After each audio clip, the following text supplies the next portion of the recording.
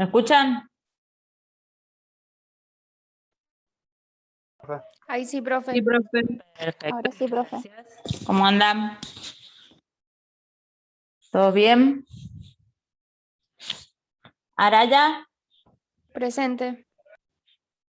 Arballi, Boris, Cano, Carmona, Presente.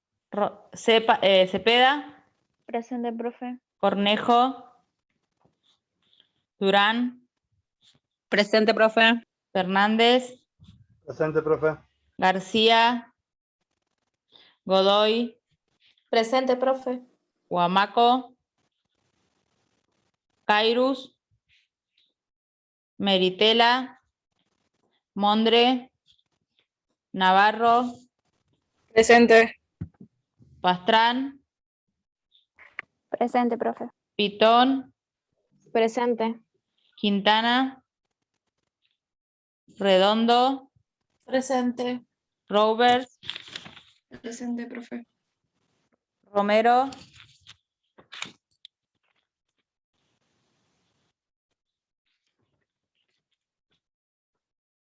Rosales, Rosas, Sánchez, Saromé, Torres y Vázquez. ¿Sí? Bien. ¿Cómo habíamos quedado con ustedes? ¿Que hoy revisábamos el práctico o que...? Sí, Lucía, te escuché. No te preocupes. ¿Que veíamos el práctico o que seguíamos? ¿Y ustedes realizaban el práctico o por lo menos la guía de estudio? No, nosotros hacíamos la guía, creo. No sé si hablamos de práctico. No, la guía, perdón, no, yo me expresé mal, es la guía. Pero Sí, no, sí. no sé qué habíamos quedado con ustedes, si querían revisarla o ustedes, en realidad no tenemos mucho para revisar, la pueden responder con total facilidad con el material que tienen, ¿sí? Bueno, seguimos entonces con lo que es determinaciones de trabajo, ¿sí? De las necesidades de trabajo y su evaluación. El objetivo de este es determinar las situaciones problemáticas, precisar la situación idónea en que la institución funciona, por determinar el potencial del recurso humano y realizar un análisis comparativo entre lo que debería suceder o sucede y lo que debería hacerse y se está realizando. Clasificar las necesidades en financieras, materiales, tecnológicas y de recursos humanos. Determinar si las necesidades de recursos humanos pueden modificarse con capacitación o adiestramiento y describir las actividades de capacitación que se van a realizar. ¿Ustedes van a tener necesidad de tener capacitaciones una vez que se reciban? Constantemente. Sí, obvio. Bien, ¿por qué? Porque va viendo otro tipo de tecnologías de instrumental y es lo que tenemos que estar atentos. Claro, la medicina siempre avanza, entonces hay que estar capacitándose constantemente. En general, más que el instrumental, si bien hay instrumental nuevo, no es tanto el instrumental que va apareciendo, sino como todo lo que es aparatología, ¿sí? Y la aparatología es fundamental poder saber manejarla, primero porque es un recurso muy caro, ¿sí? Muy difícil de adquirir, y segundo porque si nosotros no nos capacitamos para poder hacer funcionar ese aparato nuevo, o saber cómo funciona, o poder solucionar algún inconveniente que tenga durante su uso, y difícilmente podremos participar de las cirugías en las que se han utilizado, ¿sí? Este tiene unas ventajas, que es ahorrar tiempo, dinero, dirigiendo los esfuerzos adecuadamente, prever los cambios que se realizan en el futuro si se presentan problemas, descubrir los problemas de los procedimientos, y sienta las bases necesarias para la correcta evaluación de los puestos de trabajo. Establecer criterios para administrar el personal. ¿Qué condiciones podrían tener, supónganse, a la hora de establecer el puesto de trabajo si ustedes se presentaran? ¿Qué condiciones podrían ponerle a ustedes, por ejemplo?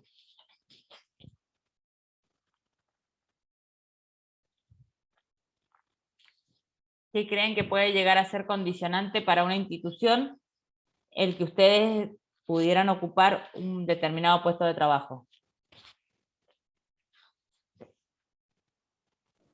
La responsabilidad, No, porque es... puntualidad, ¿Cómo? puntualidad. Se lo podrían pedir como condición, sí, pero que sea una condición excluyente, que ustedes digan, no, yo no me voy a poder, no me puedo presentar, o que la institución diga, no, realmente esta no es la persona con el perfil que nosotros buscamos para esta institución y este puesto, ¿sí? Y puede ser también por el estudio o si tiene hijos. Por ejemplo, alguien que... Depende, no sé. Una persona que no quiera, por ejemplo, trabajar los fines de semana, cubrir guardias un fin de semana, Bien, la disponibilidad horaria, ¿sí? disponibilidad horaria o Porque hay muchos que directamente buscan el full time, ¿sí? Y hay muchos que van a tener la posibilidad de hacer un full time, o es decir, que no van a trabajar todo el día, pero sí que van a que pueden llegar a ser necesitados en distintos horarios y que ustedes supuestamente en esos horarios tienen que estar disponibles. Es decir, si hoy hay 5 cirugías en la mañana, pues tenés que poder ir a hacerlas. Si hay 2 en la noche, tenés que poder ir a hacerlas, y si te llaman a las 5 de la mañana porque hay un parto, tenés que poder ir a hacerlo, ¿sí? Entonces, esa es una de las opciones. Que vos quieras hacer guardia, por ejemplo, ¿sí? Que no te moleste trabajar los fines de semana. Muchas veces el tener hijos nos condiciona, ¿sí? A las mamás, sobre todo, los hombres no, porque se supone que el hijo enfermo o al hijo que le pasará algo, o la que va a salir siempre corriendo es la mamá, que ya no es tan así como era antes, porque antes era generalmente en las casas se manejaba así, le pasaba algo al niño en la escuela, ¿quién salía corriendo? La madre. Ahora, como en general, en la mayoría de los hogares los que trabajan son los dos, entonces bueno, o si nos vamos turneando o vamos viendo quién es el que tiene la disponibilidad hoy. Pero por ahí hay veces que el ser mamá nos puede llegar a complicar, ¿sí? Bien, ¿qué estudios nos van a pedir preocupacionales para la revisión médica y periódica? Ustedes cuando se presenten a un lugar de trabajo les van a pedir una ficha de salud, ¿sí? Que es obligatoria que sea pedida en la institución y después va a ser obligatoria para esa ART, ¿sí? ¿Qué es la ART? ¿Alguien sabe lo que es la ART? Es la... Aseguradora riesgo de trabajo. Exactamente, es la aseguradora de que se va a hacer cargo de todos los accidentes que se produzcan, que a ustedes les puedan llegar a suceder, siempre que se produzcan en horarios laborales, ¿sí? Bien, la realización de los exámenes preocupacionales es de carácter obligatorio, debe ser solicitada por el empleador y realizada por el postulante antes de su incorporación a la posición laboral, ¿sí? ¿Por qué debe realizarse siempre antes de insertarse en la posición laboral? ¿O por qué piensan ustedes que debe ser así?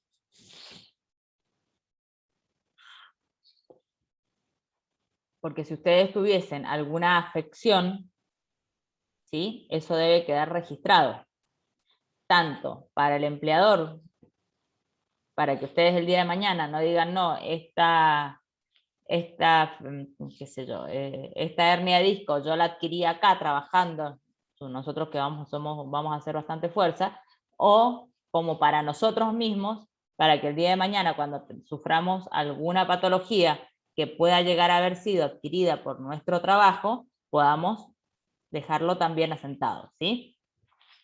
Por eso es importante que se realice antes, no durante ni después, ¿está?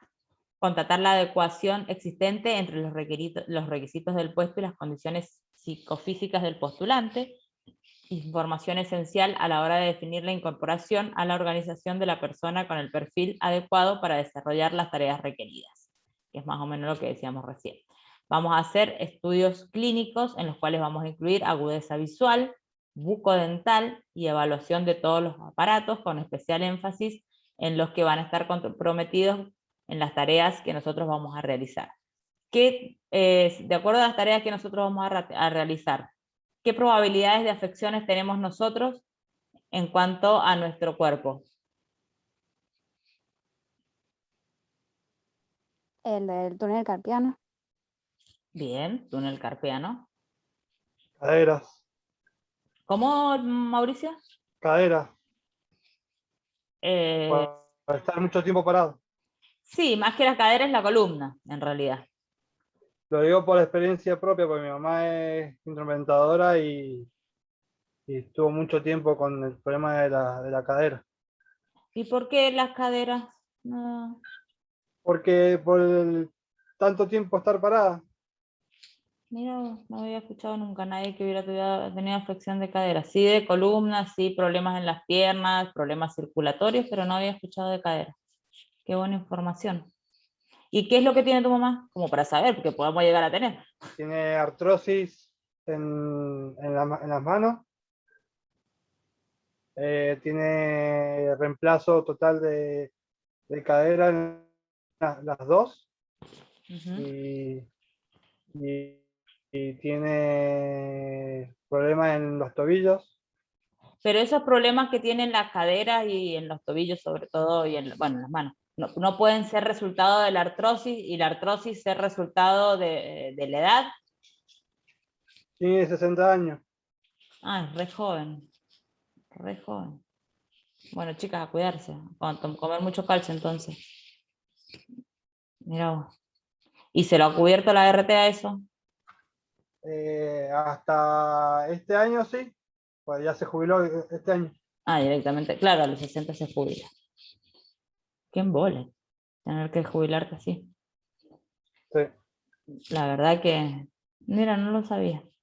Declaración, gracias por el dato. Declaración jurada de los antecedentes médicos. El postulante responde un cuestionario sencillo al que convalida con su firma y con la firma de la supervisión del médico laboral. Radiografía de tórax con informes de especialistas, de diagnóstico por imagen, análisis de laboratorio, ¿sí? Electrocardiograma, informe final de la aptitud y informe del médico laboral sobre la aptitud del postulante.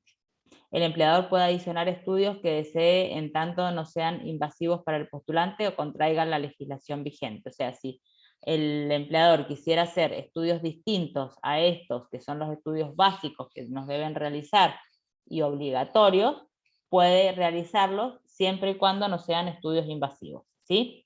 Cuando el postulante vaya a desempeñar tareas de riesgo para él y para terceros, deberán realizarse estudios neurológicos y psicológicos en el examen preocupacional también, ¿sí? Motivo por el cual nosotros tenemos que tener estudios psicológicos, ¿sí?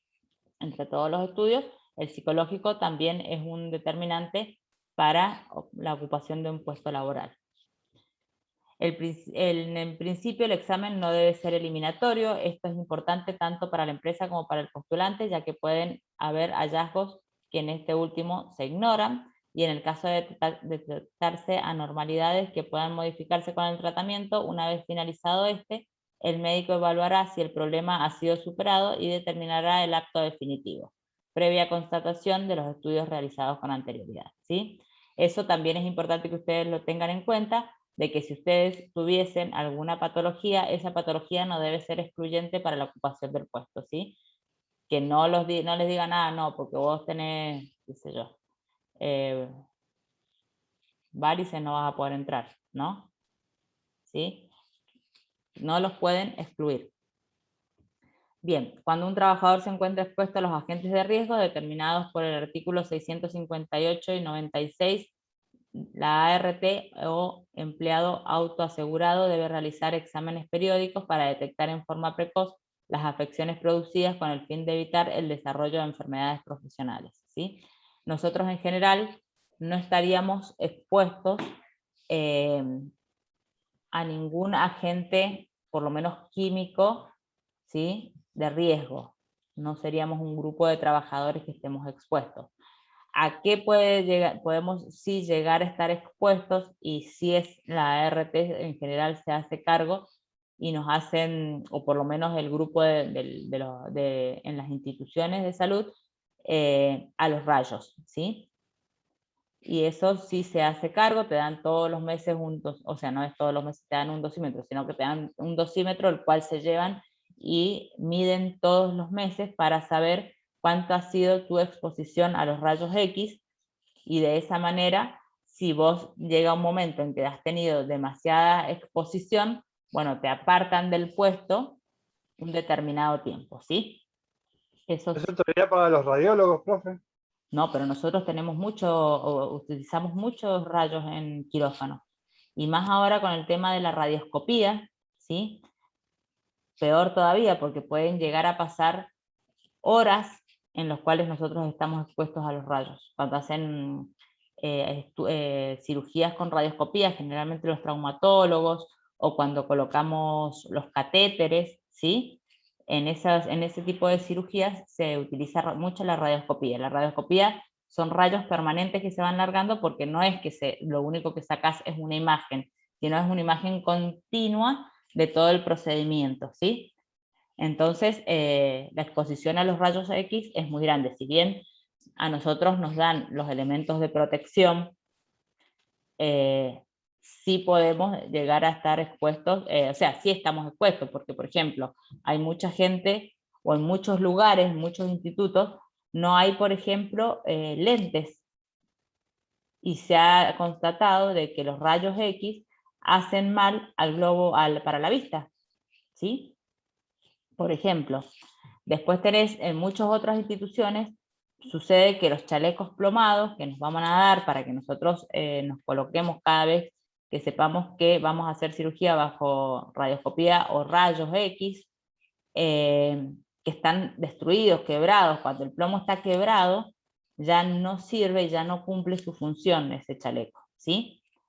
Pero en cirugías urológicas también se utiliza mucho. Nosotros estamos muy expuestos a los rayos. Obviamente no al nivel de la gente de rayos, ¿sí? Que trabajan en radiología propiamente dicha, pero nosotros estamos muy expuestos. Y el uso del chaleco plomado, te diría que hay veces que es casi constante durante toda la mañana, lo cual también es un peso importante y te puede generar lesiones en la espalda importantes, o en las cervicales, porque uno hace muchísima fuerza para poder mantenerlo. En el verano te morís de calor, es muy incómodo, ¿sí? Es otra cosa que a veces por ahí lleva a que nosotros no nos cuidemos como corresponde, y digamos, bueno, no, si total van a hacer una placa nada más, no me lo pongo el chaleco plomado. Y resulta que la cirugía se complicó, que el tornillo no entró como tenía que ponerlo, que la placa, que no encontraron la fractura de entrada, y terminan haciendo 20 placas, ¿sí? Entonces la radioscopía y los rayos son bastante frecuentes dentro del quirófano, ¿sí? Bien, radiografías de columna, lumbrosacras y cervicales, audiometría, ¿sí? Dosajes de sangre y orina, si estuviésemos en contacto con sustancias contaminantes, laringoscopías en general para la gente que trabaja esforzando su voz. Los empleadores deberán suministrar la ART, la nómina de trabajadores expuestos a los agentes de riesgo al momento de la afiliación a la ART o renovación del contrato. La aseguradora tiene un plazo de 45 días para comunicar al empleador los días y horarios en los centros asistenciales para que el trabajador concurra y se realice los exámenes necesarios. El empleador tiene 90 días para realizar el examen de trabajo. Si los trabajadores no pudieran concurrir, la aseguradora deberá realizar los exámenes en los establecimientos laborales, ¿sí? Ahora las aseguradoras en general son las que más nos cuidan a nosotros, más que las propias instituciones. Las que más nos cuidan a nosotros son las aseguradoras, porque son las que después van a tener que hacerse cargo de todas nuestras patologías. Entonces, si nosotros sufrimos alguna lesión en el trabajo, o en el camino al trabajo, o cuando vayamos a trabajar, hasta que la ART no te da el alta definitiva, uno no puede volver. Por más que el médico que a vos te está llevando te diga, ya está, listo, suponete que tuviste una fractura, o no una fractura, un golpe importante, ¿sí? Con un buen hematoma que tardó en madurarse, con muchos dolores, qué sé yo qué, y el médico dice, bueno, con 10 días vos vas a estar bien, ¿sí? Ahora, esos 10 días no son los mismos, o sí, pueden ser, pero hay veces que no son los mismos que considera la ART, y si la ART no te da el alta, vos no podés volver a trabajar a la institución, ¿sí? La institución no puede aceptarte ni recibirte hasta que vos no tenés el alta de la ART también. obviamente el de tu médico, pero el de la ART también lo tenés que tener, ¿sí? Los exámenes previos en el cambio de actividades deben efectuarse antes de los cambios de tarea, que es otro tipo de estudios que también van a realizar y que tienen que tener en cuenta en el caso de que ustedes realizaran un cambio de función, ¿sí? Para quien realice un cambio de función, si la función nueva generara alguna posibilidad de diferentes lesiones a las que ustedes ya venían expuestos, bueno, deberán también realizarse estudios para constatar de que esas lesiones no están. ¿Está? Son obligatorias cuando se implica una exposición a un agente de riesgo que no estaba relacionado con las tareas anteriores y la realización de este examen es responsabilidad del empleador. Ante un cambio de tarea o puesto laboral, el cese de exposición a agentes de riesgos, el examen es optativo y su realización es responsabilidad de la ART o el empleador.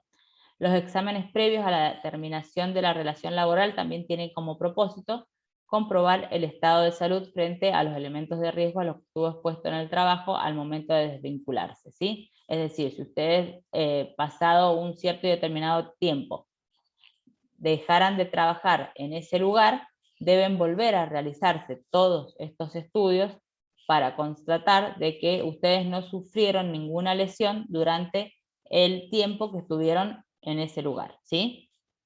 Estos exámenes permiten el tratamiento oportuno de las enfermedades y la detección eventual de secuelas incapacitantes. Se realizan entre los 10 y los 30 días posteriores a la terminación de la relación laboral y es también responsabilidad de la ART y de los empleadores. Todo esto va a ir en lo que se denomina legajo, ¿sí? Que es el legajo de ustedes, va a ser lo que contenga absolutamente toda la documentación de la persona, ¿sí? Es como la historia clínica prácticamente, ¿está? Contiene documentación básica acerca de la relación del empleado y el empleador. El legajo es importante para la empresa, la información es confidencial y se archiva en el sector de la empresa donde solo tengan acceso los responsables del área de empleados, ¿sí? Antes, obviamente, hay lugares en los que todavía tenemos el archivo de legajos, pero en general ahora ya todos los legajos están sistematizados. Así es que no hace falta tener todos estos papeles. Van a ir el DNI, el nivel de estudio, la capacitación, el contrato, nombramiento y trayectoria laboral, la remuneración y la renuncia y liquidación, ¿sí? Es lo que yo les decía ahora, que en general están digitalizados. En todo lo que es el personal que trabaje en una institución pública puede entrar a través de la página del gobierno, y en los que trabajen en instituciones privadas, en el mismo lugar en el que ustedes trabajen, deben tener en el sistema ya se me fue la palabra. La sistematización de sus legajos, ¿sí? En cuanto a los legajos, la documentación mínima exigida por el contrato laboral es el contrato de trabajo, que se guarde una copia firmada según la modalidad y la contratación, ¿sí? Ustedes saben que hay diferentes tipos de modalidades de contratación, ¿o no? ¿Cuáles pueden llegar a ser algunas de las modalidades de contratación que puedan tener ustedes el día de mañana? Eventual, efectivo. Sí, eventual no sería el nombre. En general son tres, ¿sí? Una es, que es ahora es la más utilizada, ¿sí? La que utilizan casi todos, que es la prestación de servicio, ¿sí? Es decir, a ustedes les hacen contratos por prestaciones de servicio. El que tiene prestación de servicio, si va a trabajar, cobra. Si no trabaja, no cobra, ¿sí? Porque ustedes lo que van a cobrar es por prestar ese servicio, ¿sí? El otro es por contrato, ¿sí? Contrato laboral. Y la última es cuando generalmente se hace la efectivización o el pase a planta permanente de la institución de ese empleado. Pero en general, en inicio, ya casi, por lo menos en lo que respecta a salud, casi el contrato no existe, sino que es la prestación. Y bueno, después de un tiempo determinado, de lo que cada institución considere, esa prestación se termina o se da por finalizada y se comienza con un pase a planta permanente, ¿sí? En general, el que es prestador tiene muchas menos, tienen muchas menos posibilidades y muchas menos consideraciones que el que tiene en planta permanente, ¿sí? Por ejemplo, el que es prestador no tiene licencias, ¿sí? En algunas instituciones de salud sí, en otras no, pero en general el prestador no puede, o sea, sí puede enfermarse, pero los días que está de parte médico no se les pagan, ¿sí? Los sueldos en general son menores. El prestador tiene que pagarse su monotributo, pagarse su ART, pagarse su AFIP, ¿sí? A diferencia de la gente que ya pertenece a la planta permanente en la cual ellos tienen un bono de sueldo y ya todo eso viene descontado, ¿sí? Entonces, en general van a entrar como prestadores, no es una buena forma de iniciar, pero con el tiempo, bueno, la posibilidad de pasar a planta siempre existe, ¿sí? El recibo de sueldo se guardan copias de los recibos firmados por los empleados para la contratación del sueldo que se le abonó. Se les entregan vales por herramientas o uniformes entregados, ¿sí? A ustedes, por ejemplo, cuando empiecen a trabajar, cuando vayan y les entreguen el ambo, un guardapolvo, ¿qué otras cosas les van a entregar? Zapatos, ¿sí? Y si bien, a ver, cada uno se va a hacer cargo de eso, tiene que firmar por esa entrega, ¿sí? Obviamente eso se les va a entregar una vez al año aproximadamente, les van a entregar 2 ambos, que les tendrán que durar todo el año, y un guardapolvo, y un par de zapatos, ¿está? Pero sí tienen que ustedes, como es un poco hacerse cargo, porque en realidad lo que nosotros nos vayan a entregar no son cosas de gran valor, pero en otros ámbitos, en otras tareas laborales, sí se entregan cosas de mayor valor, y bueno, entonces debe hacerse cargo el empleado de ese material que le están dando para desarrollar su tarea, ¿sí? Las notas de pedido de licencia anual, la fecha de iniciación de vacaciones debe ser comunicada por escrito, una constancia por exámenes, certificado de trabajo, se guardan las copias de los certificados entregados a los trabajadores, es decir, ustedes cada vez que hagan un curso de capacitación, un congreso o de lo que participen, siempre ustedes entreguen una copia para que eso se vaya adjuntando a su legajo, ¿sí? Certificados médicos, se guardan para las constancias de los trabajadores que han presentado algún tipo de enfermedad, discapacidad o embarazo, y los pedidos de licencia que ya dijimos que deben ser presentados, el pedido por escrito, generalmente entre 15 y 20 días antes, ¿sí? Para que ese servicio se organice ante la ausencia de ustedes, y de todas maneras, asimismo pueden negarle o pueden confirmarle, supónganse que yo voy y entrego 15 días antes mi licencia, ¿sí? Que yo voy a estar de licencia 15 días, desde el 1 de noviembre o de octubre al 15 de octubre, ¿sí? Y hoy me dicen, sí, no hay ningún problema, vos entras de licencia el día 1 de octubre. Y resulta que el día 27 de septiembre, un compañero mío tuvo un accidente, a otra chica, suponete, la operaron, y a mí me tienen que cortar la licencia, ¿sí? Y me la pueden cortar, y yo no me puedo negar porque es una cuestión de necesidad de servicio, ¿sí?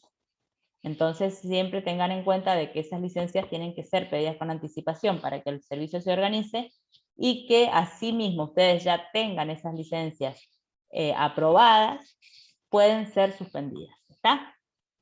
La documentación mínima exigida por la FIP es determinar la fecha de ingreso del personal, la obra social elegida y la modalidad de contratación. Esto va a ser cuando ustedes sean prestadores, ¿sí? Una vez que ya pasan a planta permanente, estos no es necesario porque se hace todo directamente por bono de sueldo. El empleado notifica al empleador la carga familiar con otros ingresos para el cálculo de impuesto a la ganancia, y una copia del formulario de la AFIP en donde se confeccionará a aquellos empleados sujetos a retenciones de impuestos y ganancias. Que tampoco vamos a hacer el caso nosotros, porque con lo que vamos a ganar no vamos a tener retención. La documentación mínima exigida por el ANSES es la asignación familiar, la documentación como certificados de nacimiento y escolaridad y la constancia del régimen de asignaciones familiares. Otra información obligatoria va a ser la constancia del CUIL. Sin este número el trabajador no puede realizar ningún trámite ni trabajar. Los exámenes preocupacionales, los contratos con la ART, se deberán tener constancia de las altas de trabajo en la ART y el certificado de cobertura que presenta ante quien corresponda. Y las libretas de trabajo, en algunos gremios las exigen con el fin de sentar en la misma los datos del empleado, del empleador y la relación de trabajo que tiene. No en todos lados se exige. Fotocopia de los documentos, se acredita mediante el mismo la fecha de nacimiento, el nombre completo, el lugar de nacimiento y el domicilio. En el caso de que tenga cambios de domicilio, se deberán adjuntar copias a este documento. Los certificados de salud con copias y la copia del título universitario.